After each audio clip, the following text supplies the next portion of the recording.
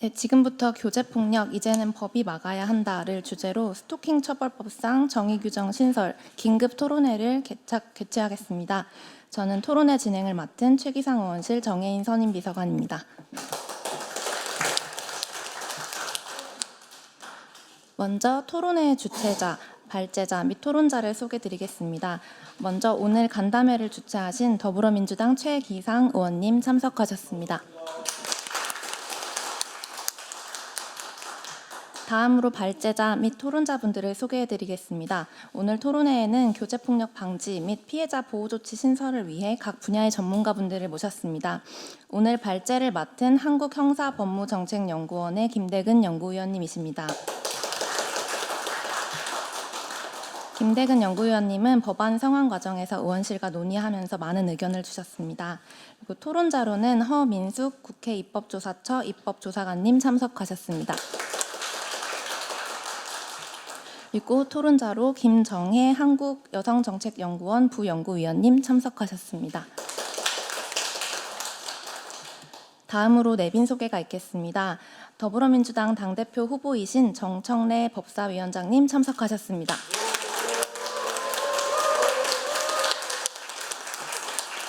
네, 그리고 다음으로 저희 법제사법위원회 자문위원이신 김신유 판사님은 곧 오실 것 같고요. 그리고 헌법재판소 이재강 헌법연구관님 참석하셨습니다. 법무부 형사법제과의 김진영 검사님 참석하셨습니다.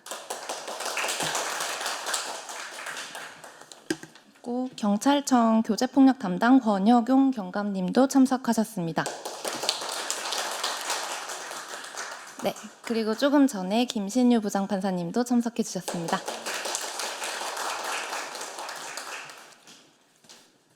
그럼 토론회 주최자이신 최기상 의원님의 인사 말씀을 청해 듣겠습니다. 바쁘신데 이렇게 함께해 주셔서 감사합니다. 세상에서 가장 아름다운 관계가 교제 관계입니다. 인간이기 때문에 너무나 당연하게 본능적으로 맺게 되는 정말 소중한 관계지요. 그래서 이 관계를 법이 잘 지켜야 된다라는 취지에서 이 법을 준비했고, 특히 우리 세 분의 박사님들을 모셔서 오늘 논의를 시작하게 되었습니다. 앞으로 이 교제 관계가 정말 아름답고 당당하고 누구에게나 자연스럽고 당연하게 우리 한국 사회에서 지속될 수 있도록 최선을 다하겠습니다. 특히 이 귀한 자리에 너무너무 바쁘신 우리 정청래 당대표 후보 겸 현재까지는 법사위원장이 함께해 주셔서 너무 감사합니다. 네, 고맙습니다.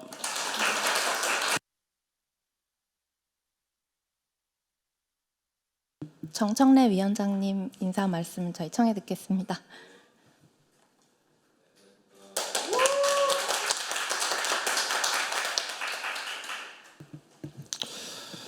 최기상 의원은 너무 친한 국회의원이고요. 친한 국회의원인데 최기상 의원에게 제가 확실하게 배운 게 하나 있습니다.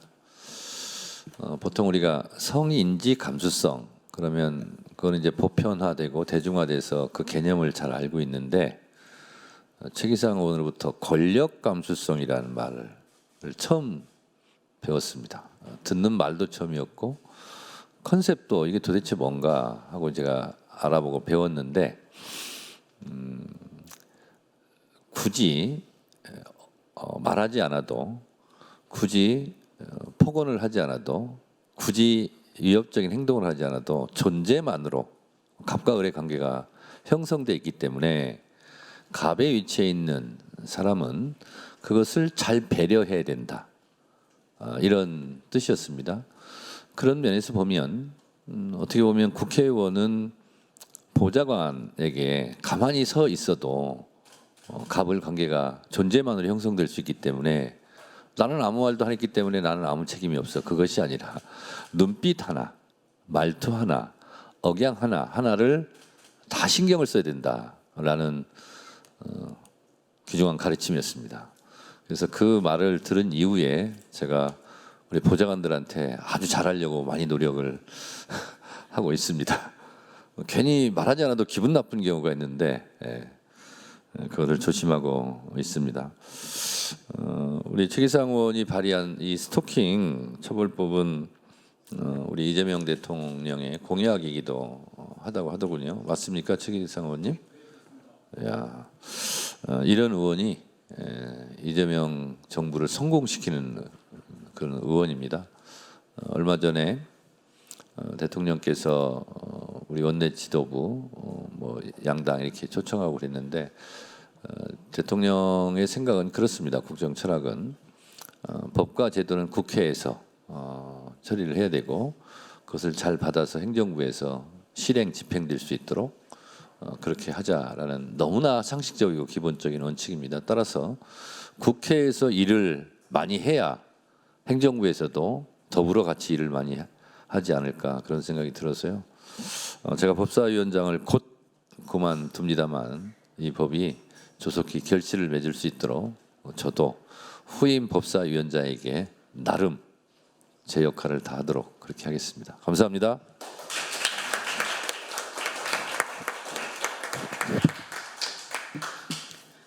네, 다음으로 단체 사진 촬영을 먼저 하겠습니다. 참석자분들께서는 앞으로 잠시 나와주시면 감사하겠습니다.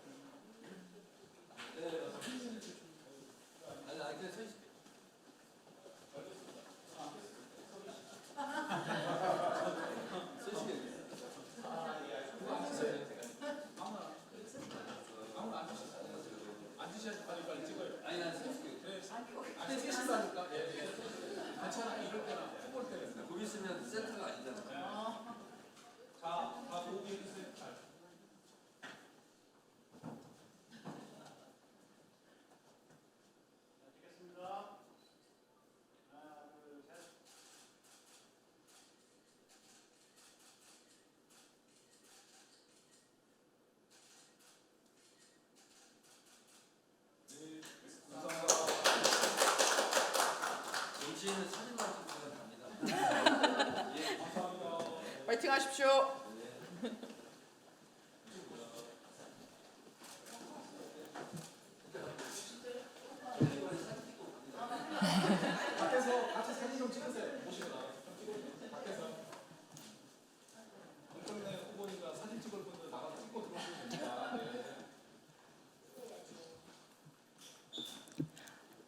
네, 그럼 먼저 발제를 청해 듣겠습니다. 한국형사법무정책연구원의 김대근 연구위원님께서 교제폭력 규제, 입법의 전망과 실천이라는 주제로 발표해 주시겠습니다.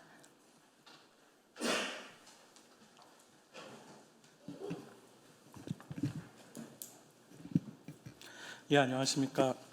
방금 소개받은 한국형사법무정책연구원의 김대근입니다. 먼저 이 자리에서 우리가 당면한 이 문제를 함께 고민해 주러 오신 여러분들께 깊은 감사를 드리고 또 법안 발의에 많은 관심을 가져주신 우리 최기상 의원님과 법안 작업을 열심히 해주신 우리 비서관님께 진심으로 감사드립니다. 사실 교제폭력이라는 개념을 입법하는 문제에 대해서 관심이 크지는 않았습니다.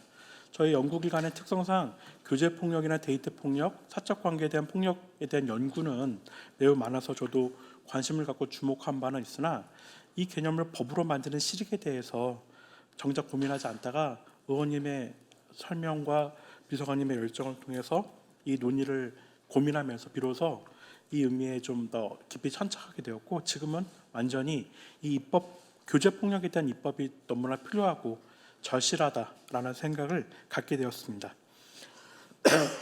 사실 어제 오늘만 보더라도 이 교제폭력과 배우자 사이의 폭력 또는 이혼한 배우자 사이의 폭력 등이 강력 범죄로 나아간 수많은 사건들을 보면서 계속 가슴을 쓸어내리기도 했는데요. 이런 문제의 심각성을 충분히 짐작하면서도 우리가 이 문제를 접근하기 어려웠던 이유는 정서적인 이유와 법기술적인 특징 때문이 아니었을까 싶습니다. 교제나 데이트가 갖는 어떤 사적 내밀성 비정형성이라든지 관계가 계속 변하는 가변성 이런 것들이 규제의 접근을 어렵게 합니다. 이런 정서적 측면의 어려움은 다시 곧바로 법 기술적 측면의 어려움으로 이어지는데요. 이런 현상들을 법의 언어로 포착하고 하는 부분들은 언어가 사실 이 관계들을 다 담을 수 없는 내재적 한계면서 동시에 법은 일반적으로 적용돼야 된다라는 특성 때문에 또다시 법의 문제로 귀속되는 그런 부분들이 있습니다. 사실상 이 교제나 데이트 개념이 인간관계 전방위적으로 나타나는 측면이 있기 때문에 그렇습니다. 그래서 가장 고민했던 부분들은 이 교제 폭력의 전제가 되는 교제 개념을 어떻게 법의 문헌으로 만드는 것일까라고 생각을 했습니다. 그런 고민들이 제일 커서 좀 문학적으로 표현을 해봤는데요. 모호하게 그지없는 세상 사회 언어를 부여하고 경계를 만들어서 도량을 정하는 것이다라는 생각을 했고요. 법으로 세상을 온전히 이해하고 담아내기는 없을지라도 법을 통해서 세상을 변화시키고 바로잡을 수 있는 계기가 되지 않을까라는 전망도 갖게 되었습니다.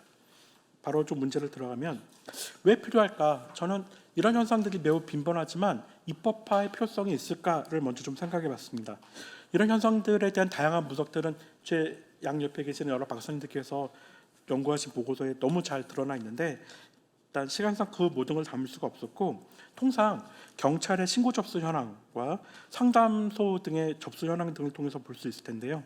경찰의 접수는 당사자가 범죄라고 인식하고 어떤 처벌을 원한다든지 하는 적극적인 내심의 의사가 있었을 것인데 상담 신고 등은 이런 폭력의 현실을 인식하고 확인받고자 하는 측면에서 피해를 호소하거나 조력을 요청하는 아까의 그 신고보다는 다소 소극적 의미가 있었을 것이고 이런 의미가 사실은 좀 더 전방위적인 현상을 보는데 의미가 있지 않을까라고 생각을 했습니다. 그래서 한국 여성의 전화 상담 통계를 좀 검토를 해봤는데요. 이미 분석이 잘 되어 있습니다만 제 방식대로 좀 필요한 부분들을 설명을 드리면 일단 그 친밀한 관계에서 일어난 폭력 피해가 전체 상담 건수의 절반을 넘게 차지했다는 점 그리고 피해 유형별로 중복 분류를 하더라도 그 모든 비율을 합치면 166%, 즉 친밀한 관계 내 여성 폭력의 피해가 중첩적이고 복합적이다라는 것을 보여주는 부분들, 피해 양상으로 열거된 손발로 구타, 당기기, 밀침, 목조름은 폭행으로 판단할 수 있을 것이고 물건 던짐 또한 유형력의 행사라는 점에서 폭행이나 손괴, 힘으로 제압하는 일들은 폭행이나 강요, 흉기 위협은 협박, 특히 특수협박 같은 걸로 평가할 수 있을 것 같습니다. 2차 피해가 심각하다라는 지적도 확인할 수 있었는데 이는 그러니까 경찰의 2차 피해가 심각하다라는 지적도 있었는데 이는 경찰이 문제를 일으킨다라는 측면보다는 그 이후에 어떤 국가기관에 의한 조력이 없는 부분들 때문에 경찰만 주목되는 부분들이 있었다라고 평가되는 것 같고요.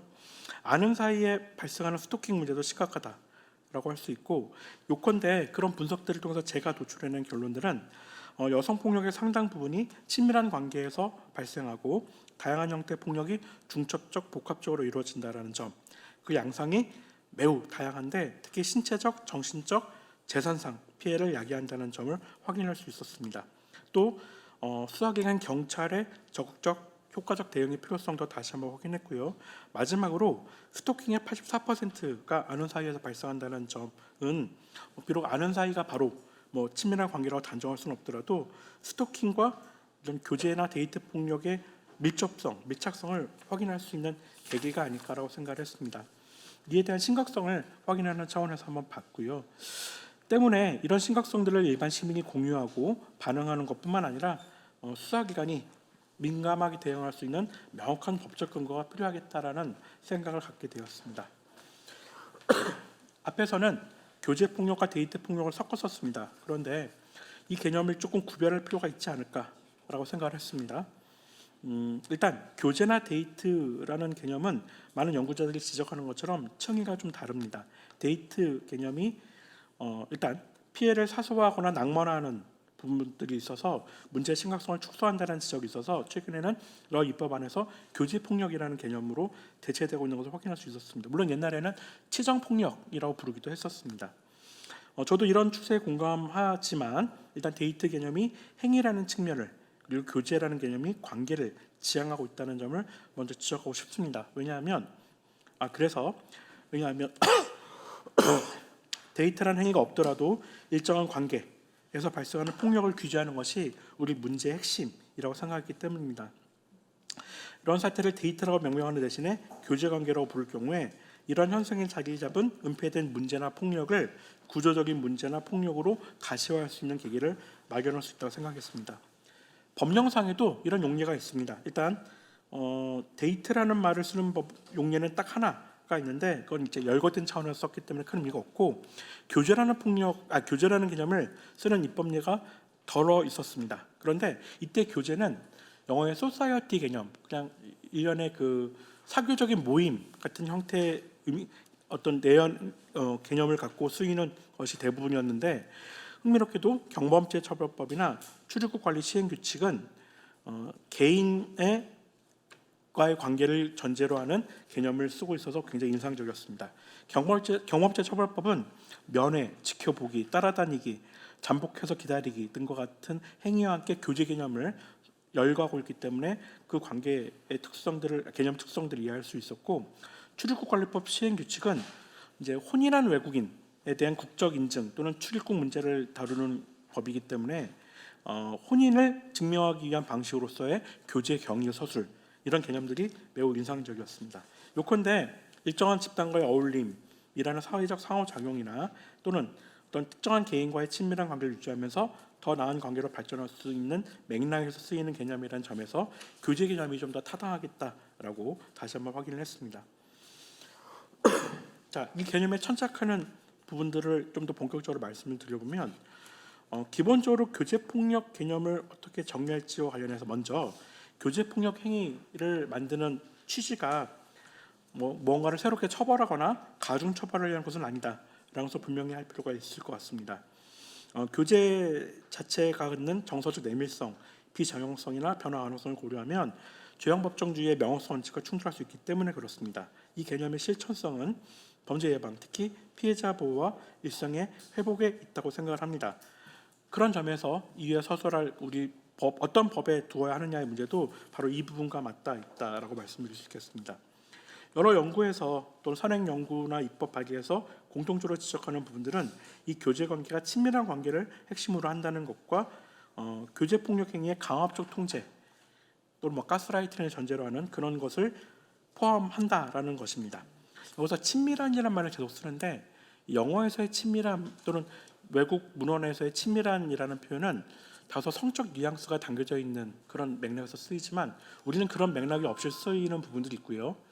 물론 성적인 상호작용이라는 게 이성 간에서도 발생하지만 동성 간에도 발생할 수 있고 또는 그런 친밀함이 성적 상호작용이 없더라도 예컨대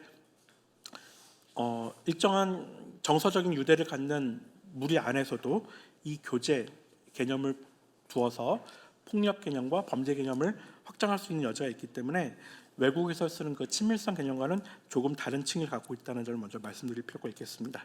자, 교제 관계를 어떻게 정리해야 될까를 생각해 보면은 가장 전형적인 예가 연인 관계일 테니까 여러 가지 논의들이 있겠지만 이제 연인 관계라는 대표적 사례를 열거하면서 연인 관계 등 어떤 구체적 내용을 포섭하는 일반 문헌들을 두면 좋겠다라고 생각을 했습니다. 이제 그런 의미가 필요하다고 생각을 했습니다. 그래서 교제 관계를 상호간 친밀한 관계를 형성 유지를 목적으로 하는 관계라고 정의를 하면서 연인 관계 등이라는 어떤 사례를 열감으로써 그 추상적 의미들을 보충할 수 있겠다라고 생각을 했고요.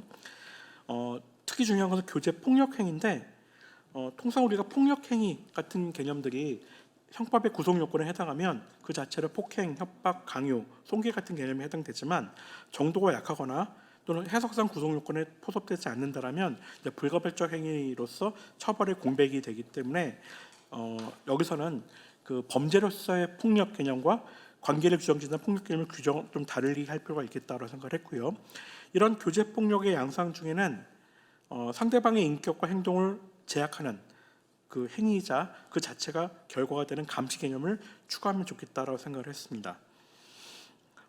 그래서 감시나 폭행, 협박, 강요, 손괴 등은 행위 개념이라서 이런 행위를 통해서 법익이 침해될 때 비로소 법적으로 의미 있는 가벌적 행위가 될 수 있을 거라고 생각이 들었고요. 그래서 신체적, 정신적 또는 재산상 피해를 입히는 등의 법익 침해가 있어야지만 폭력 개념으로서 설정될 수 있을 거라는 생각을 했습니다. 더 나아가서 상대방의 의사에 반하는 강압적 통제 또 규제가 필요한데, 통제는 그 자체가 행위면서 또 의사와 행동의 자유를 침해한다는 점에서 결과라는 점도 고려할 필요가 있겠습니다. 요컨대 일련한 행위 양상들과 함께 법익 침해를 요건으로 두는 교제폭력 개념이 타당하겠다. 그래서 정리를 하면 신체적, 정신적 또는 재산상 피해를 입히거나 강압적 통제가 결과 발생하는 것을 핵심으로 하는 개념이라고 두면 어떨까라고 생각을 합니다. 더 고민해야 될 부분들은 강압적이라는 표지가 좀 모호한데, 적어도 일방의 의사에 반하는 것을 핵심으로 한다라고 본다라면 앞서 설명드린 상대방 의사에 반하는 감시, 폭행, 협박, 강요, 손괴 같은 행위에서 충분히 강압적임을 전제로 하고 별도의 강압성을 규정할 필요가 없다라는 점을 말씀드릴 필요가 있겠고, 이런 것들은 상대방의 의사에 반하는 로 설명이 돼 있기 때문에 다시 강압이라는 표제를 둘 필요가 없어서 뒤에 결과 개념은 통제로서만 두어도 괜찮을 것 같다라는 말씀을 드려볼 수 있겠습니다. 요컨대 의사에 반하는 통제 행위가 일상을 영위하는 데 있어서 심각한 영향을 미치는 정도에 이르러야 한다는 점에서 강압적 통제는 의사에 반하는 이제 여러 행위들이 있을 때 그 자체로 의미를 가질 수 있겠다라는 뜻이고요. 한편으로는 교제폭력 행위와 교제폭력 범죄도 구별될 시도 있겠습니다. 왜냐하면 교제폭력 행위 자체는 구속요건적 정형성이 크지 않아서 처벌의 한계가 있습니다. 때문에 폭력 행위와 폭력 범죄를 구별해서 교제폭력 행위의 경우는 피해자 보호를 위한 조치를 취할 수 있는 법적 근거를 마련하고, 교제폭력 범죄의 경우는 예컨대 지속적 반복적으로 이루어져 법익 침해가 심각하다, 비난 가능성이 크다라고 한다면 범죄의 표지를 통해서 보다 적극적인 표지가 가능할 수 있을 거다라고 생각을 합니다. 가장 중요한 부분들은 이 법제를, 이 개념을 어떤 법체계에 두어야 될까일 텐데요. 사실 이 개념의 본질에 맞는 자리를 부여하는 것이 가장 중요할 거다라고 생각을 합니다.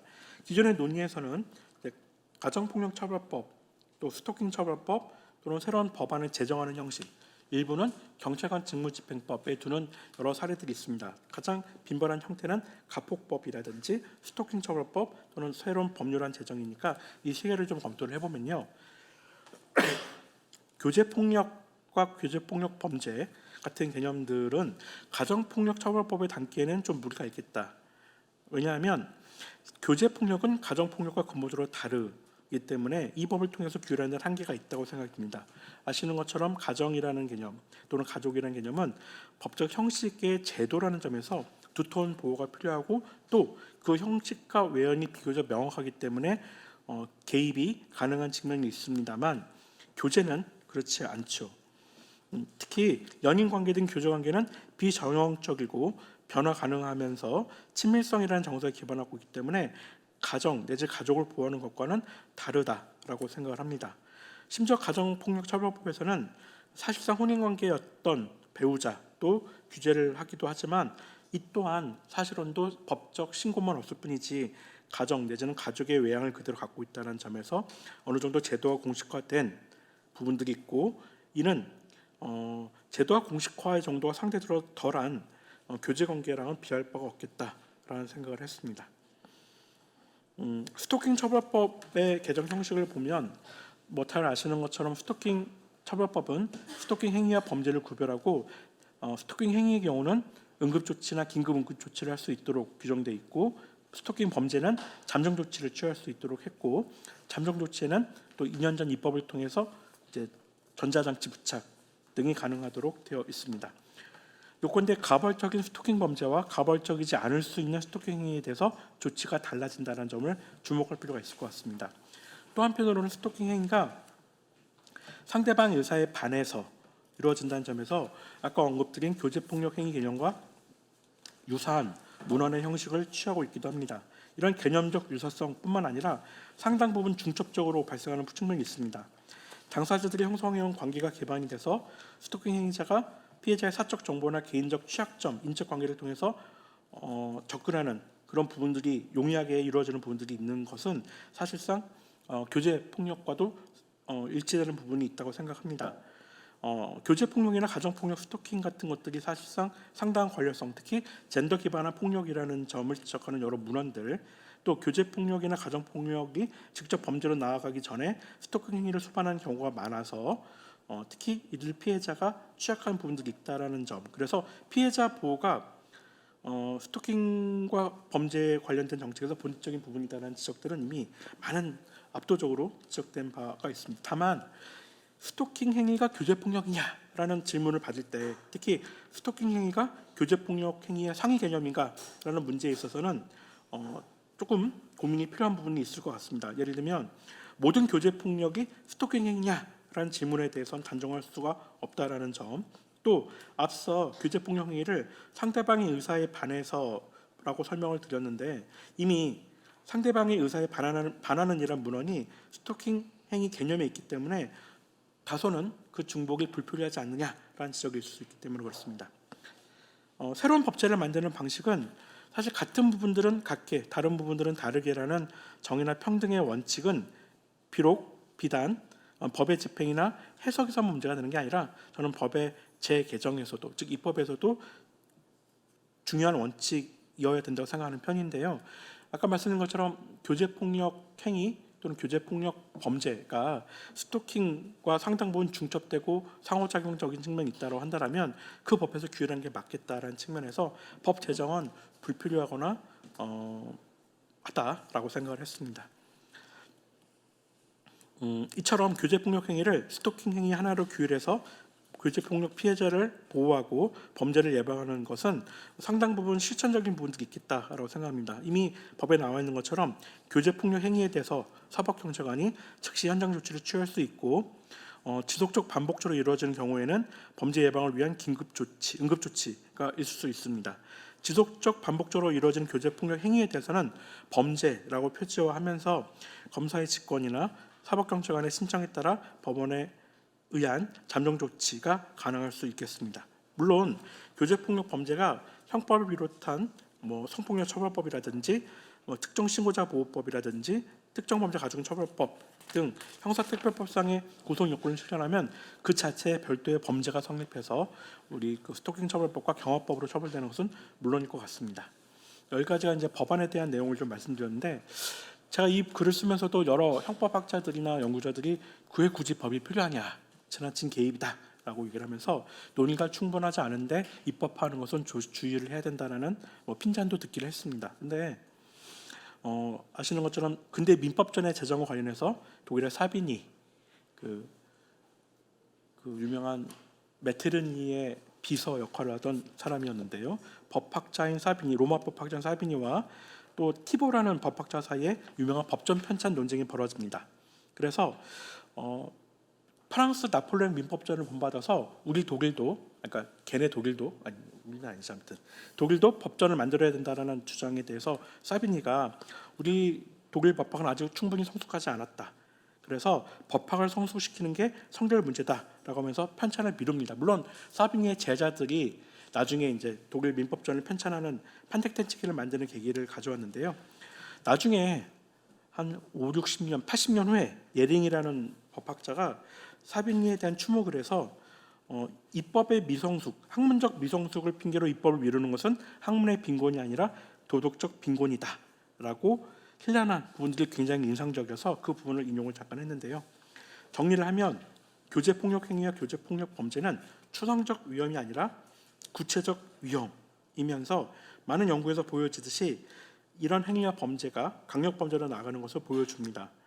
교제폭력 행위와 교제폭력 범죄의 피해자는 여성에만 국한하지 않고 남성을 포함한 모든 사람들이 대상이 될 수 있다는 점도 간과해서는 안 될 것 같습니다. 더 이상 법이 사적 관계라는 이유로 문지방을 넘지 못하고 주저하는 일이 있어서는 안 될 것 같습니다. 이미 우리는 오래전이 1997년에 가정폭력 처벌법을 제정해서 그동안 그 전까지는 가장 사적이고 은밀하다라고 평가받는 가정 내 폭력에 대해서 개입하는 근거를 만들어 왔고요. 최근에는 고작 경범죄 정도로 인식되던 스토킹에 대해서 규율을 해서 처벌법을 만들어서 오늘에 이르렀습니다. 이제는 스토킹 행위 안에서 연인관계 등 교제관계나 데이트란 이유로 국가가 외면하거나 주저했던 폭력과 범죄에 대해서 그 예방과 피해자 보호를 위한 적극적 입법과 실천이 필요할 때라고 생각을 합니다. 사비니에 대한 주도, 예링의 신랄한 주도는 옆에서 물론 인용문을 잠깐 보시면 될 것 같습니다. 이 정도 발표를 마치도록 하겠습니다. 감사합니다.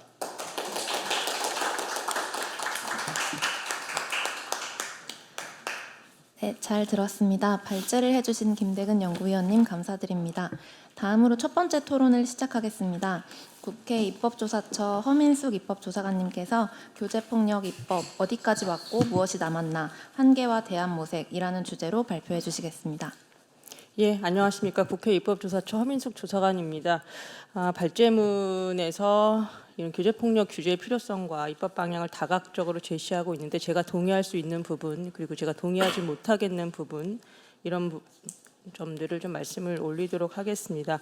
먼저 박사님 말씀해 주신 교제폭력의 심각성 이것이 더는 제가 강조할 필요도 없을 만큼 하루가 멀다 하고 사건이 벌어지고 있습니다. 금방 박사님께서 관련된 무슨 헌법학자님들 이렇게 만나 보셨더니 이거 너무 좀 시기상조 아니냐, 그거 사적 관계에 개입하는 것이 너무 지나치지 않느냐라는 말씀을 하셨다라는 점에 대단히 놀랐는데, 작년에 국가는 일단 통계가 없고요. 비공식적으로 민간단체에서 통계 냈을 때 여성의 사망자 수가 181명입니다. 만약에 남성들이 똑같이 교제폭력으로 요즘 좀 반반이 유행이니까 180명 정도가 살해당했다면 법 필요 없다, 시기상조다, 개인 간의 관계 아니냐라는 얘기들을 계속 할 수 있을지에 대해서 일단 질문을 하겠습니다. 11번 신고합니다. 35번 신고한 경우도 있어요. 다 사망한 경우입니다. 물론 35번 신고한 경우는 불을 질러서 가해자를 살해하고 중형을 선고받은 사건입니다.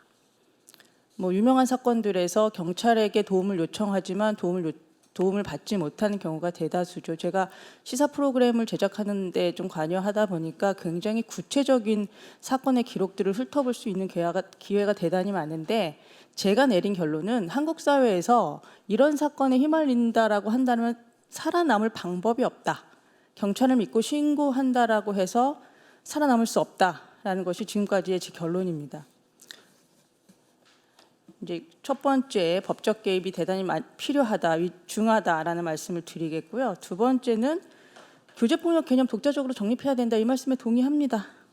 그래서 실제로 동거하지 않는 연인, 온라인 관계 등 다양한 형태의 관계들이 생겨나고 있고 거기서 폭력이 발생할 수 있기 때문에 포괄할 수 있는 별도의 법적 정의 그리고 규율이 필요하다는 점이 현실적으로 타당하다고 생각합니다.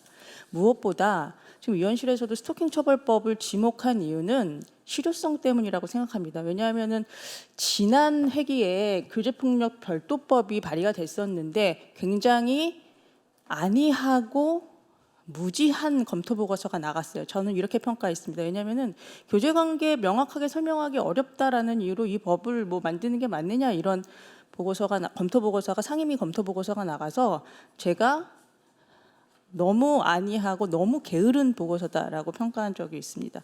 근데 이렇게 스토킹 처벌법 바로 이 법이다라고 하신 이유는 일단 반의사불벌죄를 적용하지 않아요, 이 법에서. 그렇기 때문에 피해자에게 의사를 물을 필요가 없죠. 지금 여기서 다 취약하거든요.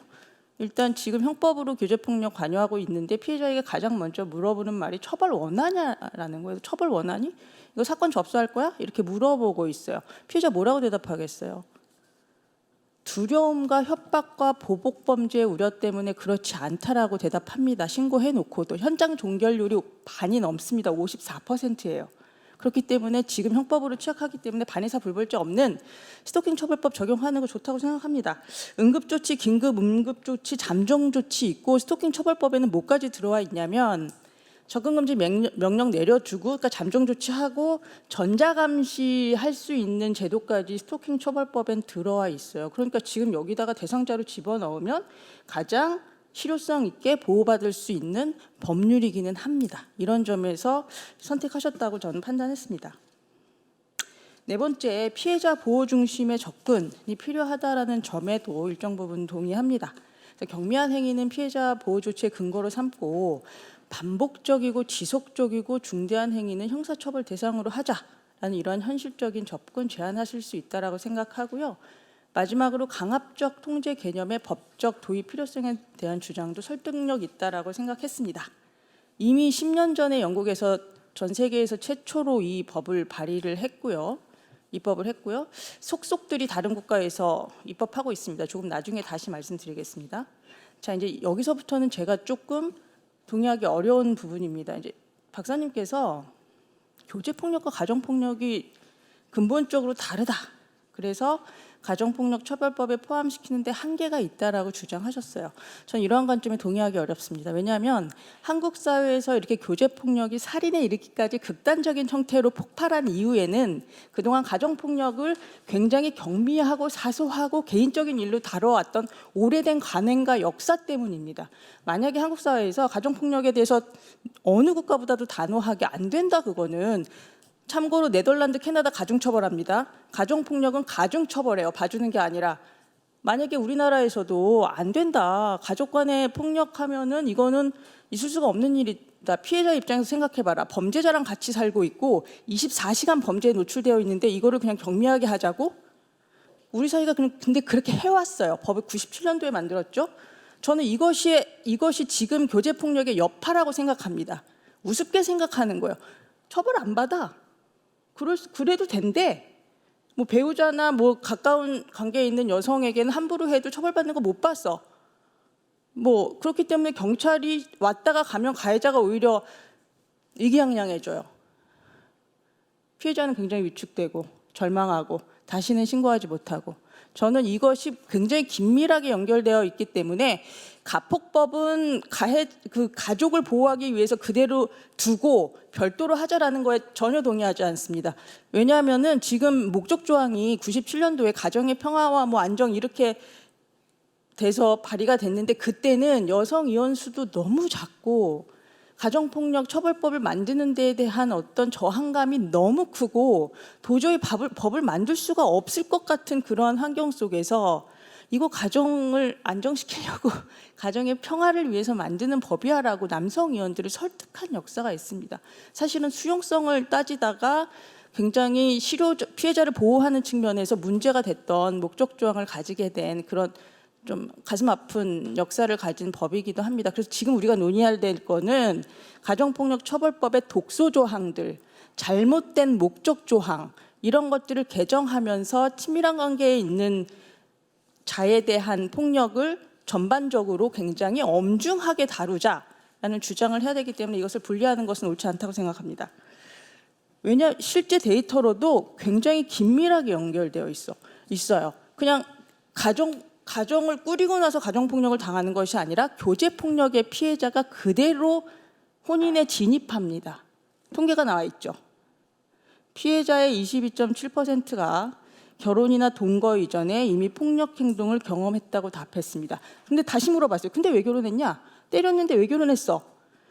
헤어질 정도의 폭력은 아니라고 생각해서가 37.8%, 결혼을 하거나 아이를 낳으면 상대가 달라질 거라고 생각했다라는 것이 35.1%였습니다. 이게 다 뭐냐면 그냥 통념을 수용한 결과예요. 그냥 네가 더 잘해. 네가 참아. 시간 지나면 괜찮아져. 네가 뭐 부추긴 건 없어? 열받게 한 건 없는 거 좀 다시 생각해봐. 이런 통념을 수용한 결과인 거죠. 그래서 저는 그래서 교제폭력, 가정폭력, 스토킹은 연속선상에서 놓여있는 범죄고 연속적으로 굉장히 긴밀하게 관련이 되어 있는 범죄라고 생각합니다. 그래서 이제 저희가 이제 교제 관계를 다시 제가 정의하려고 할 때 동의한다고 말씀드렸는데 지금 현재 법 조항에서 연인 관계 등 상호 간 친밀한 관계 형성 유지를 목적으로 하는 관계, 여기에서는 어디까지가 교제 관계에 해당하는지 경계가 불명확하다라는 좀 생각이 들었어요. 그래서 교제 관계의 범위를 둘러싼 해석상의 혼란을 초래할 수 있다라는 생각이 들고, 무엇보다 21대 국회에서 국회 검토 보고서가 그 관계를 정의하기 되게 어렵다, 모호하다 이런 핑계로 빠져나갔기 때문에 그럼 다른 국가의 사례를 보자라고 제안을 드린 바가 있습니다. 미국의 연방법은 교제 관계, 원어로는 데이팅 릴레이션십이죠. 애정에 기반한 친밀한 관계, 친밀성을 지속적으로 유지하고 있는 관계, 교제 기간, 만남의 본질, 상호작용의 빈도와 유형 등으로 판단할 수 있다라고 규정하고 있습니다. 지금은 더 쉬워졌어요. SNS 다 하잖아요. 카톡 다 보내잖아요. 그것만 들춰봐도 사귀는 사이인지 친밀한 사이인지 교제하는 사이인지 데이트하는 사이인지 알 수 있습니다. 그래서 그렇게 뭐 어렵다, 추상적이다 뭐 이런 식으로 빠져나갈 수 없다고 생각합니다. 미국의 일부 주법 보시면 다른 사람들에게 커플로 소개했는지 이거 많이 하잖아요. 우리 뭐 오늘부터 뭐 며칠이야 남친이야 뭐 이러면서 뭐 여행 갔다 온 사진 이런 거 있잖아요. 주변에서 교제하는 사이로 인식했는지 이런 것들도 교제관계의 판단 요소로 삼고 있습니다. 이것은 교제관계의 법적 정의가 충분히 가능하다는 점을 시사합니다. 마지막으로 이제 강압적 통제 말씀드리겠는데요. 원문에는 상대방이 일상생활을 영위하는 데 있어서 심각한 영향을 미치는 통제 행위로 규정하고 있습니다. 여기도 문제는 있습니다. 강압적 통제는 반드시 즉각적이고 명확한 심각한 일상생활 침해로 드러나는 것이 아닙니다. 굉장히 미묘하고 누적적인 통제, 반복적인 감시, 자존감 저하, 관계 고립. 예를 들어서 이런 거예요. 동탄 납치살인 사건 아시죠? 지금 굉장히 떠들썩한 9번 신고했고요. 고소장도 제출했고요. 대형 로펌의 변호사가 경찰에 계속 전화했어요. 고소장 냈고 보충 이유 설명서도 냈으니까 빨리 검토해달라. 한 달이 넘도록 거들떠보지도 않았습니다. 그리고 이제 납치당해서 17번 찔려서 사망했죠. 근데 이 사건 들여다보면 피해자 김은진 씨가, 그러니까 유족 측에서는 김은지법 만들어달라고 지금 요청한 상태입니다. 김은진 씨가 1년에 3번 가장 친한 친구를 단 3번만 만날 수 있었어요. 왜냐하면 그 동거하던 그 연인이 못 만나게 했기 때문에. 근데 이런 일이 과연 심각한 영향을 미치는 통제 행위로 판단될 수 있을지, 5분에 한 번, 10분에 한 번 뭐 이런 식으로 전화하는 것이 그렇게 판단될 수 있을지 이런 거에 대한 좀 불안이 있습니다. 그래서 22쪽 보시면 심각한 영향의 기준은 주관적이고 해석의 여지가 커서 경미하거나 미묘한 통제 행위는 처벌이나 보호의 대상에서 빠질 수 있습니다. 스토킹 처벌법을 만든 이유는 예방하려는 거예요. 경찰이 더 이상 사체를 수습하러 오거나 죽고 나서 재판에 쓰기 위해서 위험도를 평가하거나 이런 식의 지금 업무 처리는 소용없다라는 거예요. 필요 없다라는 거예요. 사전에 막자라는 거예요. 그런 점에서 이렇게 심각한 영향은 좀 문제가 될 수 있다는 생각이 들고, 외국 입법례를 좀 말씀드리면 강압적 통제는 굉장히 중요한 범죄로 별도 법률로 규정되고 있어요. 예를 들면 가장 최근 입법을 한 호주 퀸즐랜드주는 14년형에 처합니다. 별도법으로 뺐어요.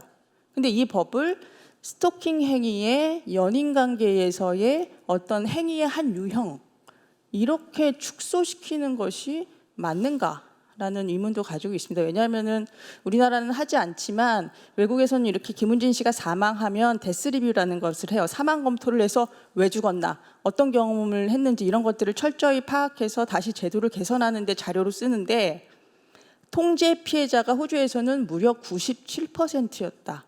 사망한 사람의 97%가 통제 피해자였다라는 결론을 가지고 그런 법률을 만든 거예요. 근데 그런 법률을 그렇게 축소하는 것이 지금 피해자의 현실을 반영하는 것이냐, 이런 의문을 가지고 있습니다. 제가 좀 말이 길어졌는데요. 그러나 저도 두 가지 마음이 있어요. 지금 현장이 너무 참혹하기 때문에 경찰도 두 부류입니다. 한쪽에서는 법이 없어서 우리 잘 못한다라고 굉장히 뭐라 그럴까요? 태만한 태도를 보이는 분들도 있고, 제가 금방 경찰 교육 갔다 왔는데 제발 법 좀 만들어달라. 정말 죽겠다. 할 수 있는 것들이 너무 작다라고 하시는 분들도 계셔서 어떻게든 빨리, 왜냐하면 별도 제정법 만들면 시간이 너무 많이 걸리잖아요. 가폭처벌법으로 바뀌는 걸 전 원하고 있지만 전면 개정하려면 시간이 많이 걸리기 때문에 지금 당장 지금 한시가 급한 피해자들이 너무 많이 있어서 이런 방식으로라도 일단 규율할 수 있다라면 여기에 동의하고자 합니다. 저는 여기까지 말씀드리겠습니다.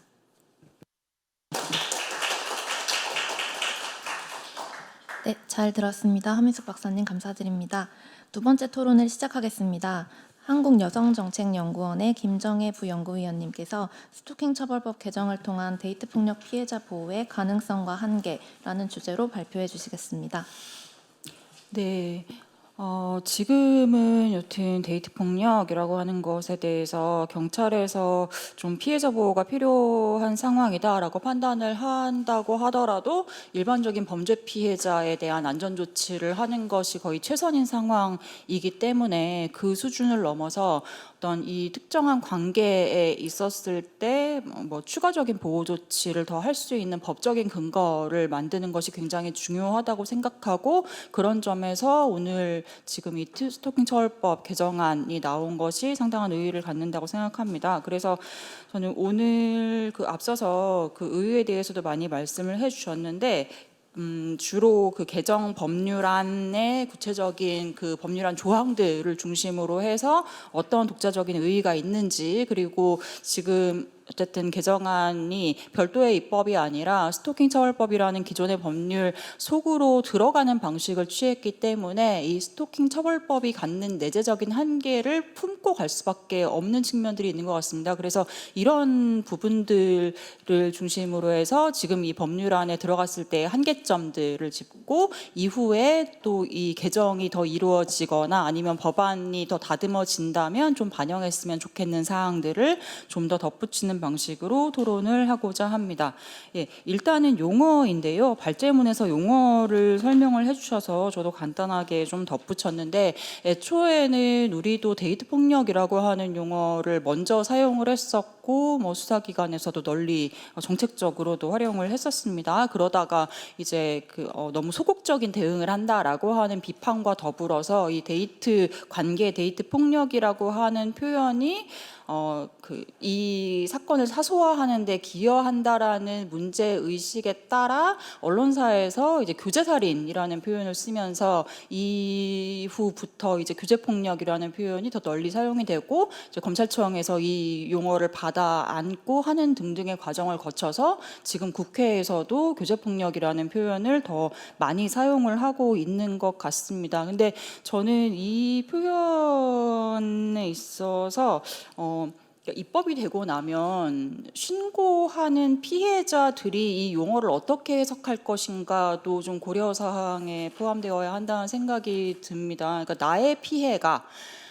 내가 피해를 경험하는 이 관계가 법이 보호해주는 관계 속에 들어갈 수 있을까라는 생각을 하게 될 겁니다. 작년에 연구를 하면서 2030 여성들, 그러니까 딱 피해자로 특정하지는 않고 일반 2030 여성들을 인터뷰를 했었는데, 그때 당시에 나왔던 법안들 몇 개를 보여주면서 이 용어들에 대해서 어떻게 체감을 하는지를 질문을 한 적이 있습니다. 그래서 교제관계라고 하는 표현을 썼을 때와 데이트관계라고 하는 표현을 썼을 때 지금 당신이 맺고 있는 관계가 여기에 해당된다고 생각하시는지를 질문을 했었는데, 그때 대부분의 응답자들은 교제관계라고 이야기를 하면 앞에 정식으로가 붙는 걸로 이해를 합니다. 정식으로 교제하는 관계, 합의해서 누구 모두에게 말할 수 있는, 드러낼 수 있는 관계로서 교제하는 관계가 해당될 것 같은데, 나는 그것보다는 조금 더 라이트한 관계이고 아직은 사귀기로 합의하지도 않았는데 여기에 해당될까? 그것보다는 나는 그냥 데이트하는 관계 정도인데 라는 응답이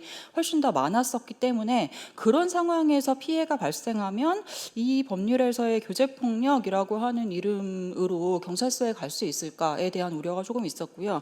그런 점에서는 저는 그 당시 연구의 결론으로는 이 데이트 폭력이 여튼 외래어이고 적합한 용어라고 확신할 수는 없지만, 그래도 교제폭력보다는 조금 더 넓은 범위의 피해자 보호가 가능하지 않을까라는 결론을 냈었던 적이 있고요. 두 번째는 교제 관계의 범위입니다. 지금 법안에서의 교제 관계 정의는 이전에 나왔던 다양한 법률들이 이 관계를 상당히 제한적으로 정의를 했었던 것에 비해서 장점을 갖는다고 생각을 하는데요. 여튼 과거의 관계를 포함하고 있고, 연인 관계로 제한하고 있지도 않고, 두 사람 사이의 관계로 제한하는 입법도 있었는데 그렇지 않고, 그리고 혼인하지 않은 관계로 제한하지도 않은 점, 그리고 성적 지향도 이성의 관계로 제한하지 않은 점, 이런 부분들을 보았을 때에는 보호 대상 피해자의 범위를 확대하는 데 확실히 도움이 될 것이다라고 생각이 됩니다. 근데 다만 상호 간 친밀한이라고 하는 두 가지 부분을 좀 말씀드리고 싶은데요. 일단 상호 간이라고 하면 쌍방의 합의가 전제가 됩니다. 근데 우리가 이 데이트 폭력, 교제 폭력이 문제되는 많은 케이스들은 일방적인 구애, 그러니까 일방적인 관계에서 발생하는 폭력들이 많이 문제가 됩니다. 그런 경우에는 여러 행위들은 사실 스토킹으로 포섭이 될 수 있기도 합니다. 근데 일방적이면서 지금 스토킹법에서는 포함되지 못하는 그런 그 관계와 폭력에 대해서는 어떻게 대응할 것인지에 대한 논의가 이제 별도로 필요하게 되는 그런 문제가 있고요. 그리고 상호 간 친밀한이라고 하는 표현입니다. 사실 이 친밀성이라고 하는 부분이 우리가 이 입법을 함에 있어서 그 교제 관계, 데이트 관계의 정의가 모호하다라고 지적하게 하는 가장 그 어떤 중요한 개념 표지인 것 같습니다. 근데 그렇다고 해서 뭐 제정하지 말자라고 하는 결론으로 가기보다는 이 친밀성을 어떻게 좀 더 명확하게 이해하도록 할 것인가의 방도를 찾는 게 당연히 중요하다고 생각이 되고, 사실 지금도 경찰 실무에서는 이 관계에 대해서 판단을 하고 계시죠. 그리고 가이드라인도 갖고 있습니다. 그래서 이 친밀성이라고 하는 것이 여튼 일반인들 사이에서는 우리가 친밀관계 폭력이라고 학문적으로 이야기하는 개념에 대한 이해가 충분히 좀 그 널리 퍼져 있는 상황은 아니기 때문에 저는 입법을 할 때 제한 이유나 아니면 입법되고 나서 개정 이유를 적을 때 이 이유 부분에서 뭔가 가이드를 좀 제공함으로써 이후에 해석의 기준을 보여주는 방식이 좀 중요하다는 생각이 들고요. 지금의 제한 이유에서는 연인 등 교제 관계 이렇게만 되어 있어서 좀 연인 등에 해당되는 부분이 과연 어떤 관계를 포괄하는지를 좀 더 서술해 줄 수 있으면 좋겠다는 생각이 듭니다. 세 번째는 교제폭력 행위인데요. 지금 이 개정안에서는 교제폭력 행위를 스토킹 행위에 포함을 하는 식으로 정의를 했습니다. 그래서 사실 이 스토킹 처벌법의 교제폭력 행위를 가져오는 방식이 두 가지 방식이 있을 것 같습니다. 지금의 이 개정안처럼 아예 개념상 포함하는 방식이 있을 것이고, 다른 방식은 교제폭력 행위를 별도로 스토킹 행위랑 별개의 개념으로 만들고 그 아래에 있는 보호조치 조항에 다 교제폭력 행위를 덧붙이는, 그래서 스토킹 행위 그리고 교제폭력 행위에 대해서 이러이러한 보호조치를 할 수 있다라고 하는 방식 도 있을 것인데요. 여튼 지금의 개정안의 경우에는 스토킹 행위 속으로 들어가는 방식의 정의를 채택을 했고, 그 결과 교제폭력 행위가 보호조치를 의 대상이 되기 위해서는 스토킹 행위의 정의를 경유해야 하게 됩니다. 그러려면 이제 교제폭력 행위의 구성 요건 플러스 스토킹 행위의 구성 요건도 추가로 충족을 해야 되고, 이때 추가로 충족해야 하는 요건이 두 가지입니다. 정당한 이유가 없어야 하고 상대방에게 불안감, 공포심을 야기해야 합니다. 그러니까 교제폭력이면서 정당한 이유가 없는 행위이고 불안감, 공포심을 야기하는 행위여야 스토킹 행위를 충족하고 그 뒤에서야 이제 보호 조치가 가능하게 되는 구조를 채택을 하고 있습니다. 근데 문제는 교제 관계에서의 행위들이 너무나도 가해자들은 정당한 이유가 있었다라고 하는 설명을 너무 당당하게 해왔었고, 그리고 또 하나는 피해자가 불안감이나 공포심이라고 하는 형태의 감정이 아니라 다른 형태의 감정을 설명할 수 있는 위험들이 있습니다. 이와 유사한 그 문제가 지금 강제추행에서 성적 수치심 개념인데, 피해자들이 자꾸 수치심 말고 다른 감정을 이야기를 하면서 경찰 단계에서 추행에 해당되지 않는다고 잘리는 이런 사례들이 아직까지 이야기가 되는 것처럼, 실무에서는 불안감, 공포심이 아닌 다른 어떤 형태의 어떤 감정을 피해자가 호소함으로써 보호 조치에서 탈락되는 문제가 발생할 수도 있지 않을까 하는 우려를 하게 되고요.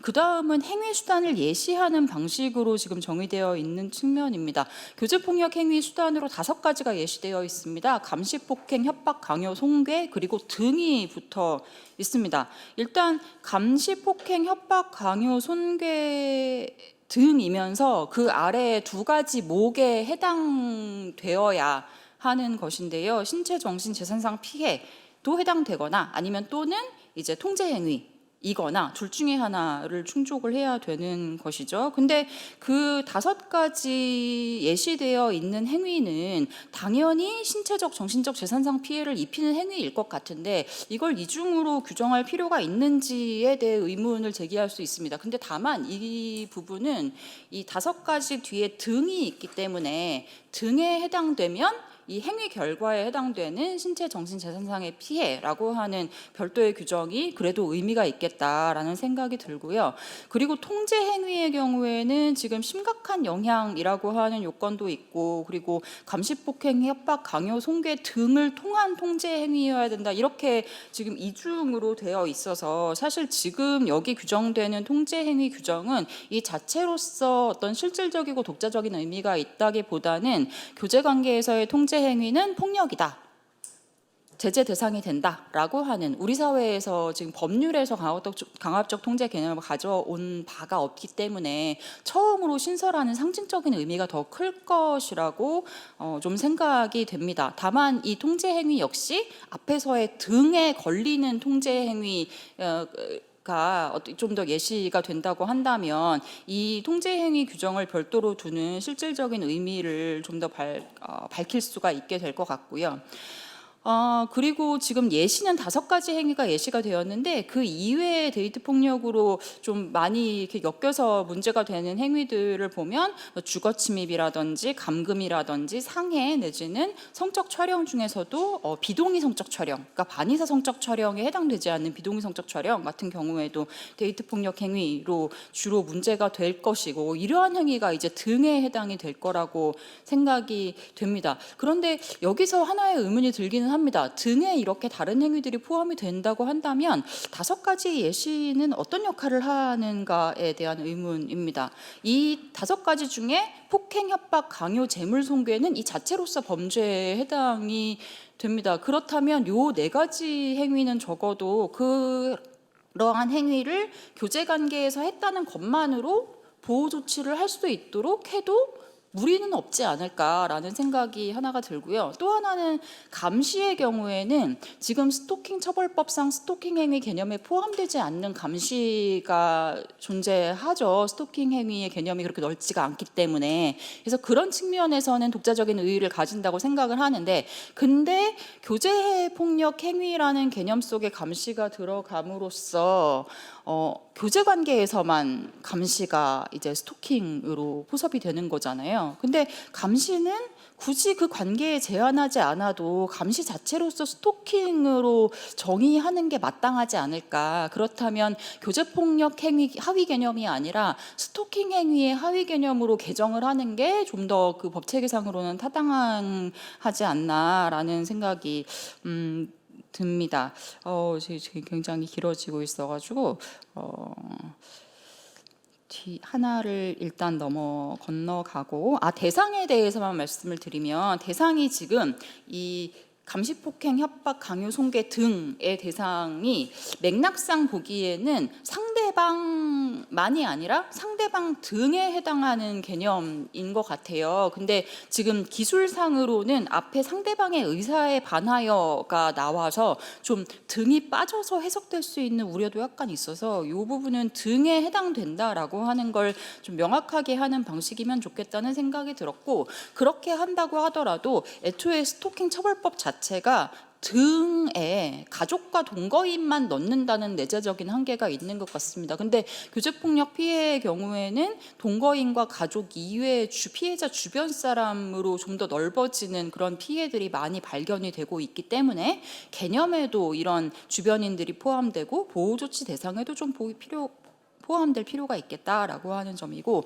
마지막으로 피해자 보호와 가해자 제재 조치의 적용 부분입니다. 그래서 여튼 이렇게 법안이 만들어지게 된다면은 응급 조치를 비롯해서 잠정 조치까지 이런 일련의 보호 조치들이 가능하게 될 것이고, 그리고 지금 스토킹 범죄 개념으로 들어갈 수만 있으면 또 반의사불벌죄가 해당되지 않게 법이 개정이 됐기 때문에 처벌이 가능해지는 영역도 넓어질 것이다. 그런 의의는 분명히 있다고 생각이 생각이 들고요. 다만 여기에서도 여전히 스토킹 처벌법이 정하고 있는 보호 조치 내에서만 피해자 보호가 가능하다라고 하는 한계가 있는데, 스토킹 처벌법은 지금 접근 금지 중심으로 해서 이 보호 조치가 만들어져 있고, 그리고 보호의 기간도 비교적 짧아서 비판이 계속 되고 있습니다. 그래서 하지만 스토킹이라고 하는 특성, 그리고 데이트 폭력이라고 하는 특성상 관계가 장기간 이어지거나 아니면 끊어졌다가 다시 이어지거나 하는 식의 어떤 특성이 있고, 그리고 접근하는 방식 이외에 굉장히 다양한 방식으로 피해가 발생할 수도 있고, 그리고 이 피해가 피해자 주변인으로 넓게 확장되거나 가해자 주변인으로 가해가 확장되거나 하는 특성들이 있기 때문에 이런 부분들이 보호 조치를 앞으로 좀 더 다각화하고 기간도 넓히고 하는데 반영해야 하지 않나 하는 제안을 드리면서 마무리하겠습니다. 감사합니다. 잘 들었습니다. 김정혜 박사님 감사드립니다. 다음으로 발제자 및 토론자 간의 토론이 있겠습니다. 먼저 발제자이신 김대근 연구위원님께서는 첫 번째, 두 번째 토론에 대한 의견이 있으시다면 말씀 부탁드리겠습니다. 시간 관계상 5분 이내로 말씀 부탁드립니다. 네, 두 분의 글을 읽으면서 글을 썼기 때문에 두 분이 지적하시는 부분들이 와 닿고 깊이 공감하고 있습니다. 일단 그 허민숙 박사님 지적하신 부분들은 다 의견이 같은데 하나만 다른 것 같습니다. 제가 보기에는 그 스토킹 처벌법이 아니라 가정폭력 처벌법에 두는 게 맞겠다라는 취지이신 것 같은데요. 사실 제 발제문에서 밝힌 바 있지만 저는 그 가정과 교제라는 개념 또는 형식이 갖고 있는 외연은 굉장히 다르다라고 생각이 듭니다. 가정폭력처벌법의 취지에서도 가정이라는 것의 어떤 보호, 물론 그게 많은 비판을 받고 있습니다만 이제 그런 부분들이 있는 것처럼 가정은 법으로 보호할 필요성이 더 크지만 교제 관계는 법으로 보호할 필요성이 저는 크지 않다라고 생각하거든요. 왜냐하면 계속 변화하고 사적이고 내밀하고 비정형적인 특성을 갖고 있기 때문에 그렇습니다. 그래서 그 상당 부분들이 이제 스토킹의 밀접성이 있기 때문에 저는 이제 스토킹 처벌법에 두는 게 맞다고 보는 입장이고, 또 토론문을 보시면 이제 교제 폭력은 교제 폭력대로, 가정 폭력은 가정 폭력대로, 스토킹은 별도로 분리해서 각각 처벌이 설계돼 있다라고 지적을 하셨는데, 가정 폭력만 별도의 어떤 제도로서의 가정이라는 측면과 그 외연에 대한 외부의 인식 등이 명확하기 때문에 별도의 어떤 규제를 두는 것인데, 스토킹과 교제라는 것은 아까 말씀드린 것처럼 그 외연의 불명확성 또는 변화 가능성 등으로 인해서 두 개를 나누는, 그러니까 정확히 말씀드리면 이원화되어 있는 체계로 저는 생각을 하고 있고요. 모호하다, 그러니까 결국 법적인 개념을 두는 것에 찬성을 하시면서도 이제 모호하다라는 지적들에 대해서는 이미 제가 그 앞에서 발제문에서 여러 법에서 교제 개념이 쓰이는 용례를 말씀드리기도 했거니와, 이 모호성의 문제는 주로 형사처벌에서 죄형 법정주의의 문제, 그러니까 처벌에서의 문제가 되는 부분들이 많은데, 피해자 보호나 범죄 예방이라는 측면을 놓고 본다면 어느 정도의 모호성은 법 체계가 용인할 수 있지 않을까 정도로 생각을 하면서 박사님의 토론에 대해서 일단 제 생각을 좀 짧게 말씀드리고요. 2분 남았을 테니까 그 우리 김정혜 박사님의 경우는 이제 전면적인 지적들이 많으신데 역시 근본적인 취지는 공감을 하면서도 사소한 부분의 차이들이 있습니다.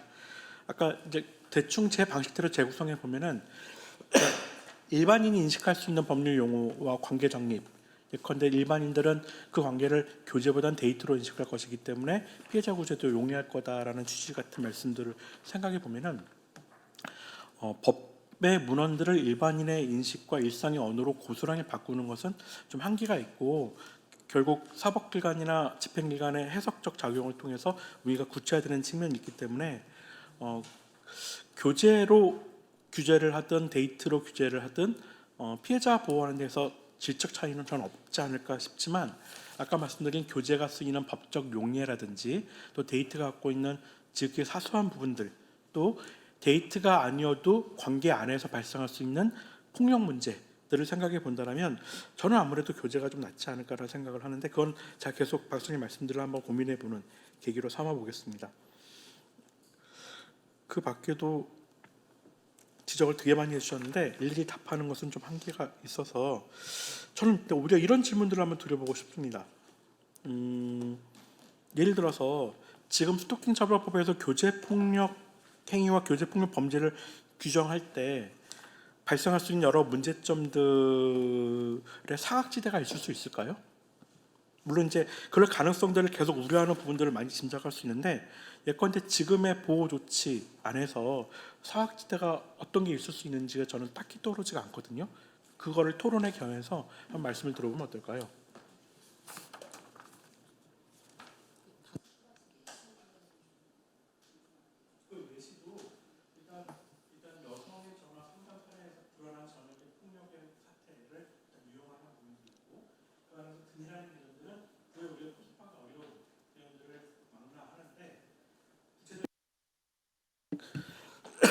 행위 유형들이 정해져 있기 때문에 저는 충분히 해석 가능한 여지가 있을 거다라고 생각하는 편인데요. 상대방의 의사에 반하는 이제 강압적 통제 같은 개념들이 이제 또 하나 이제 제가 드리고 싶은 말씀은 처음에 이 법안을 고민할 때 가스라이팅 같은 것들을 상정할 수 있단 말이거든요. 근데 제가 심리학자들이랑 정신과 의사들하고 얘기를 해보니까 이 가스라이팅의 경우는 부모 사이에서, 그러니까 부모와 자식 사이에서도 발생하는 게 가스라이팅 아니냐, 자식한테 뭐가 되라, 이렇게 되라, 성장해라 하는 얘기들이 사실상 가스라이팅인데 결국 우리가 법적 규제가 필요한 가스라이팅은 자신에게 불리한 가스라이팅과 유리한 가스라이팅을 구별할 수 있지 않겠는가. 불리한 가스라이팅, 예컨대 어떤 것을 빌미로 해서 뭐 너의 성적을 뭐 올려주겠다라든지 취업을 지도해주겠다라든지 고용관계에서 같은 그런 부분들에 있어서는 어느 정도 당사자가 그걸 용인하고 있는 아무튼 심리적인 지배가 됐든 그런 부분들이라면 상대방의 그러니까 의사에 반하지 않는 정도의 통제는 우리가 법이 개입하는 데는 한계가 있지 않을까? 부모 자식 사이에 가스라이팅을 우리가 개입할 수 없는 것처럼. 제가 좀 말씀을 드릴게요, 박사님. 좀 더 얘기를 하고 하면 안 될까요? 근데 강압적 통제에서 제가 아까 말씀 못 드린 게 뭐냐면 상대방의 의사에 반하여. 이거 기본적으로 불가능합니다. 지금 잘못 이해하고 계신 거예요. 강압적 통제 피해자는 명시적인 의사 표현을 할 수 없어요. 못 합니다. 근데 그거를 고려하지 않은 채 지금 뭐냐면은 이게 검찰로 넘어가잖아요. 검찰은 그거 갖고 오라 그래요. 경찰한테 명시적인 의사 반대한 거 있는 그 기록 어떻게든 반대했을 거 아니냐. 문자로 보면 싫어. 그런 식으로 하지 말고 찾아오라고 해요. 못 합니다. 이거는 지금 제가 볼 때는 박사님께서 현장을 깊이 피해자가 어떤 경험을 하고 있는지에 대해서 아주 깊이 천착하시지 않았기 때문에 그 정도는 내가 그냥 뭐 반대할 수 있는 거 아니야? 그 정도 수준인 거 아니야? 하는데 그렇지 못합니다. 그렇기 때문에 그 조건이 붙으면 반대할 수 있는, 그걸 증명해낼 수 있는, 나 사실 피해자야. 나 명시적으로 이렇게 반대했음에도 불구하고 그럼에도 불구하고 이 통제 피해를 당했어. 라고 하는 피해자는 정말 극소수거나 없어요. 이런 점들을 고려하지 않았기 때문에 저는 지금, 그리고 앞서서도 다시 말씀을 드린다라면은 폭력이 난무하는 가족은 법으로 보호할 가치가 없는 가족입니다. 가족 법률혼이라는 그 외형을 유지했다라는 그 이유만으로 이래는 가족이기 때문에 법적으로 인정받았기 때문에 이래는 법적인 기록이 있기 때문에 이래는 보호의 대상이야 라고 하는 것은 너무 시대착오적인 생각이라는 말씀을 드리겠고, 지금은 결혼도 안 해요. 그리고 법률의 관계도 별로 없어요. 거의 그냥 혼인신고하지 않은 채 그냥 오랫동안 동거하거나, 동거의 형태는 아니지만 친밀한 관계를, 각자의 주거를 가지고 있으면서 친밀한 관계를 가지고 있는 사람들이 굉장히 많아지고 있는데, 보존해야 할 어떤 굉장히 중요한 가치로서 가족을 상정하면서 이 논의를 하는 것은 대단히 부적합하다라고 생각합니다. 이건 연속적인 문제예요. 이건 여성에 대한 차별입니다. 불평등의 문제인 거지 어떤 성질 나쁜 가해자가 운이 없었던 어떤 피해자를 괴롭히는 이런 식의 범죄가 아니라는 점을 좀 분명히 말씀드리고 싶습니다. 불쑥 말씀하셨기 때문에 저도 불쑥 말씀드리면, 말씀하신 것처럼 이미 폭력으로 점철된 가정을 억지로 복원하자라는 것에 반대하는 것처럼 여기서 나와 있는 정도를 넘어서는 과도한 폭력으로 점철된 교제 내지는 데이트 관계를 억지로 호하거나 보건하자는 취지는 당연히 아니고요.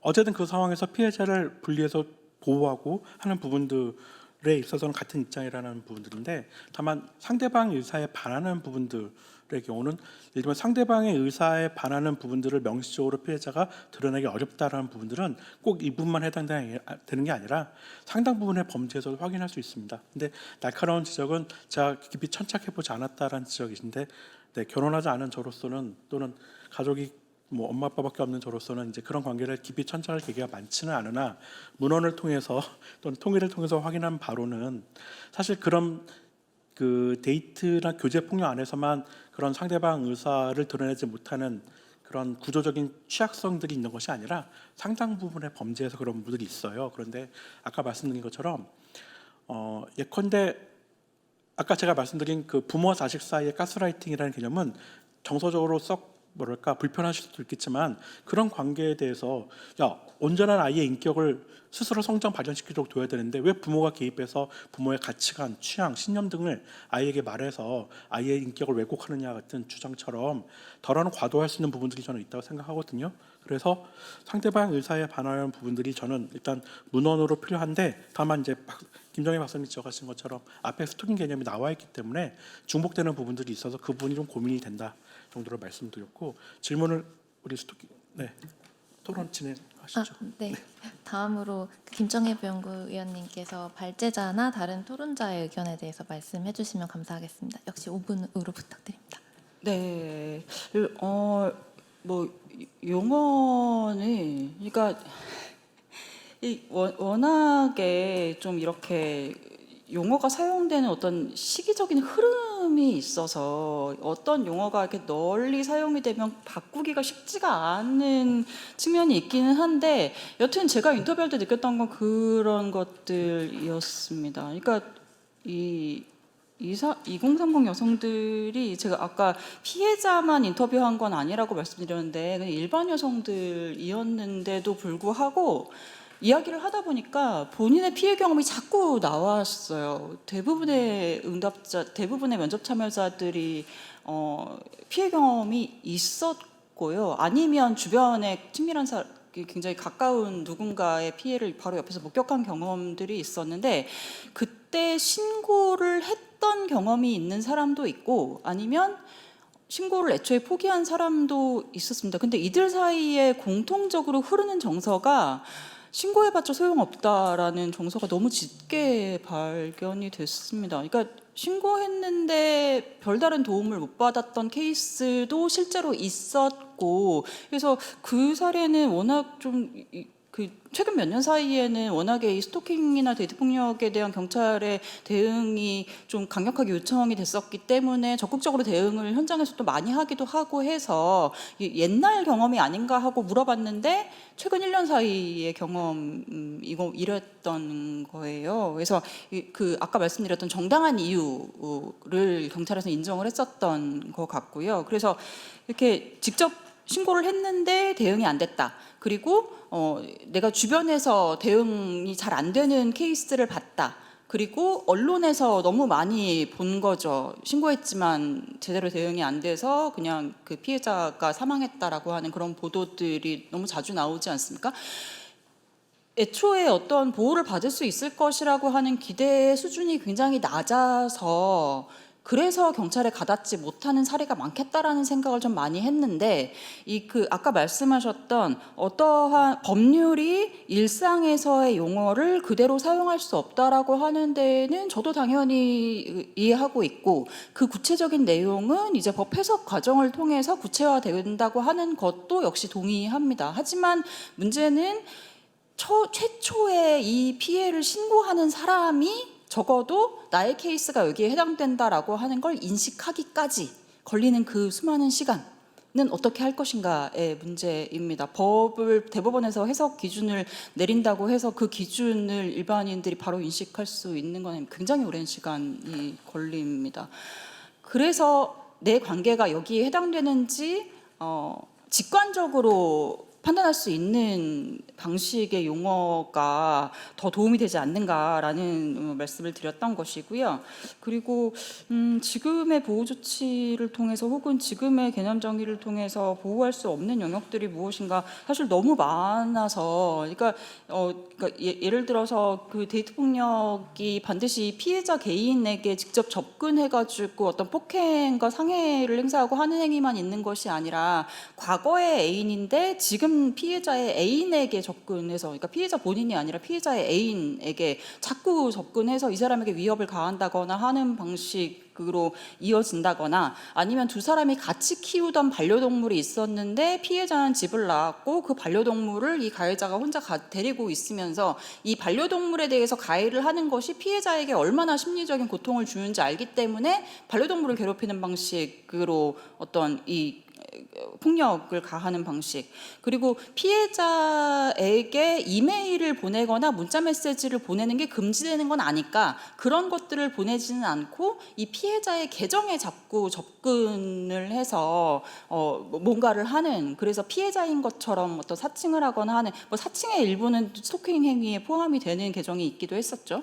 그리고 피해자의 회사 게시판 내지는 피해자 가족이 운영하는 회사의 게시판에 자꾸 피해자에 대한 어떤 음란성 글을 쓴다든지 아니면 피해자를 비난하는 글을 쓴다든지, 피해자가 서비스직에서 일을 하고 있는데 이 사람이 만나는 고객들에게 피해자에 대한 굉장히 부정적인 소문을 유포해서 더 이상 그 업무를 할 수 없도록 만들어서 결국에는 회사를 그만두도록 만든다든지 너무나도 다양한 방식의 폭력 행위들이 존재합니다. 근데 지금 보호 조치가 접근 금지하는 방식, 피해자에게 접근만 안 한다고 해서 괴롭히지 못하는 건 아닌 거잖아요. 그래서 좀 이런 다양한 유형의 어떤 괴롭힘의 방식들, 그리고 통제가 만약에 들어간다고 한다면 그런 강압적 통제에 대해서 제한할 수 있는 행위들 같은 것들이 좀 보호 조치에 포함되어야 하지 않을까라는 생각을 말씀을 드렸던 것이고요. 그리고 그 5가지 예시에 대해서는 그 여성의 전화의 통계에서 많이 나오는 사례들을 좀 예시를 하셨다고 말씀을 하셨고,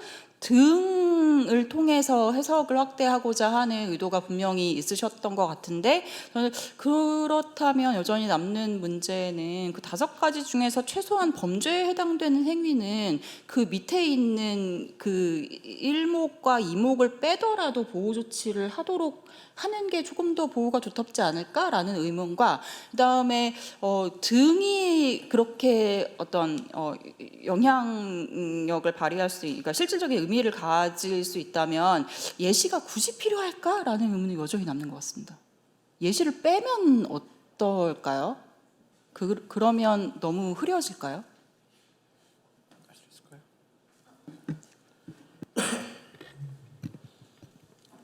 일단 법의 문헌을 통해서 일반인들이 그 행위의 외연을 예측할 수 있도록 하는 작업들이 필요하기 때문에 최소한의 열거는 필요하고 등을 통해서 좀 더 다양한 가능성들을 두지만, 이 등은 예컨대 이 조항이 형벌 조항이 아니기 때문에 죄형 법정주의와 크게 위배될 여지는 없을 것이다라고 말씀드렸습니다. 다만 그 5가지 행위 자체만으로 법이 처벌은 아니더라도 피해자 보호를 위한 조치를 취하는 것 자체가 당사자 사이에서는 또는 어떤 사회적 관계에서 부담이 될 수 있기 때문에 그것이 일정한 법이 경미하더라도 침해 결과를 요구는 하는 것이 법적 개입의 정당성을 보다 두텁게 할 수 있을 것이다라는 취지였고요. 아까 그 사례를 말씀하셨는데 제가 질문드린 취지는 지금의 개념과 법체계 안에서의 스토킹 처벌법이나 지금의 개념이 예컨대 어떤 관계를 규율하는 데 있어서 공백이 있겠느냐라는 질문을 드린 거지, 어떤 보호의 한계가 있겠냐, 당연히 보호의 한계가 있어서 저는 이제 그 질문을 드린 부분이어서 그건 제가 또 잘못 이해한 부분들이 있을 것 같은데요. 네, 그렇습니다. 네, 감사드립니다. 시간 관계상 혹시 허민숙 박사님 말씀하실 게 있으시면 저희 자유토론도 있을 예정이라 짧게 부탁드립니다. 아까 법원에서 오셨다고 제가 잠깐 들은 것 같아서 그 부분에 대해서 좀 말씀을 드리겠습니다. 지금 이게 왜 중요한 범죄로 인식되지 못하고 있는가 하는 법원의 책임도 굉장히 크다고 생각합니다. 최근에 연대 이대생 살인 사건에서 판결문에 26년형 1심에서 선고하긴 했지만 가해자가 사회에 나가서 기여할 바가 있다고 생각한다라고 판사가 그렇게 기록을 했어요. 살인자가 무슨 기여할 바가 있습니까? 전 이런 것들 진짜 문제라고 생각을 합니다. 그러니까 지금 삼박자가 고루 잘 맞아 있어요. 경찰은 수사 제대로 하지 않고 국회는 입법 제대로 하지 않고 가볍게 처벌하고 있습니다. 2019년도에는 교제폭력 살인자, 가해자에게 어떤 판결이 내려졌냐면 집행유예를 선고하면서 학교로 돌아가서 학업을 마치기를 바란다. 왜냐하면 생전에 주고받은 메시지를 봤더니 서로 사랑했던 사이임이 분명하다. 면서 집행유예를 판결했어요. 이게 제대로 된 판결이라면 생전에 주고받은 메시지를 봤더니 서로 사랑하는 사이임에도 불구하고 살해했으니까 영구적으로 격리함이 마땅하다. 그것이 남은 80년의 인생을 살다 가지 못한 피해자에 대한 사회의 도리다. 이런 판결은 왜 안 나옵니까? 그래서 이런 부분들 말씀드리고 싶습니다. 감사합니다. 의원님 소감 말씀을 부탁드립니다. 6시가 가까이 오니까 퇴근 본능. 네.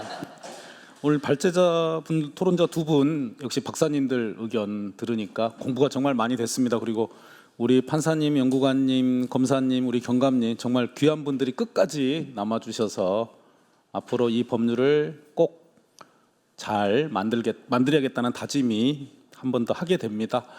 저는 최근에 이게 개인적으로는 그 집에 아파트에 이제 네 가구가 사는 층에 있는데 해가 옆집과 위 아랫집에서 조그만 소리가 나도 나는 관여하겠다라는 의지를 갖고 있습니다. 지나가도 누군가 소리만 나면 가만히 있지 않겠다. 결국은 일선에서 이웃으로서 늘 관심을 가져주고 공동체가 피해자들을 끝까지 지켜주겠다는 이 문화가 이게 동네에서 그리고 지방자치단체에서 형성이 돼야 된다고 생각합니다. 일단 피해자 보호가 정말 중요하다. 그래서 우리 구의 의장이나 우리 구의원들도 오늘 오셨는데요. 지자체별로 우리의